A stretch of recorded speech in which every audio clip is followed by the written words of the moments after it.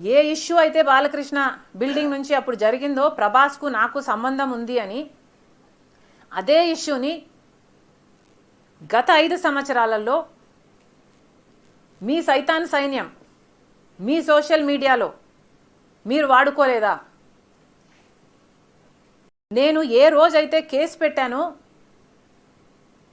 ఇలా జరిగింది, నా మీద తప్పుడు ప్రచారం జరుగుతుంది అని ఏ రోజైతే కేసు పెట్టానో ఆ రోజే నేను ప్రభాస్ అన్న వ్యక్తిని ఇంతవరకు చూడలేదు అని చెప్పాను.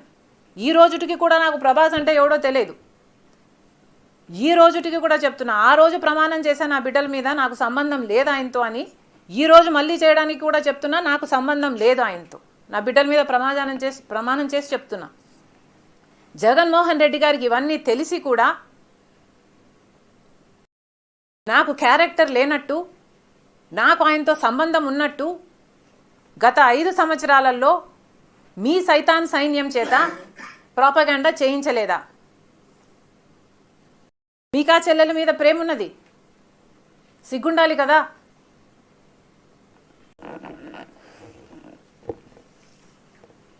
మళ్ళీ నా వీడియోనే ప్లే చేసి మళ్ళీ ఆయనకు మైలేజ్ వచ్చేటట్టు వాడుకుంటున్నారు.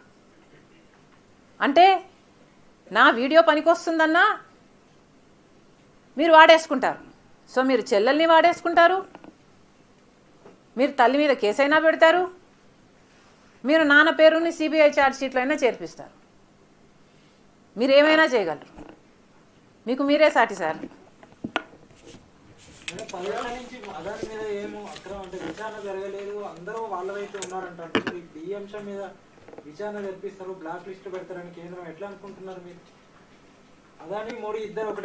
ఒక్కటే అంటున్నాం, అదే కదా రాహుల్ గాంధీ గారు పదే పదే చెప్తున్నది ఏమిటి? అదాని మీద ఎందుకు యాక్షన్ తీసుకోవటం లేదు? అదాని మోడీ గారి మనిషి కాబట్టే 10 సంవత్సరాలలోనే ఇంత చిటికెలో పైకొచ్చినట్టు వచ్చేసాడు కదా.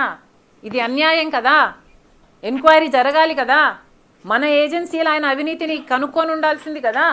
ఎక్కడో అమెరికాలో బయటపడ్డం ఏమిటి? వీళ్ళు గాడిదలు కాస్తున్నారా? గుడి గుర్రాలకు వెంట్రుకలు వీక్తున్నారా? ఏం చేస్తున్నారండి? ఇప్పుడైనా మేల్కోండి.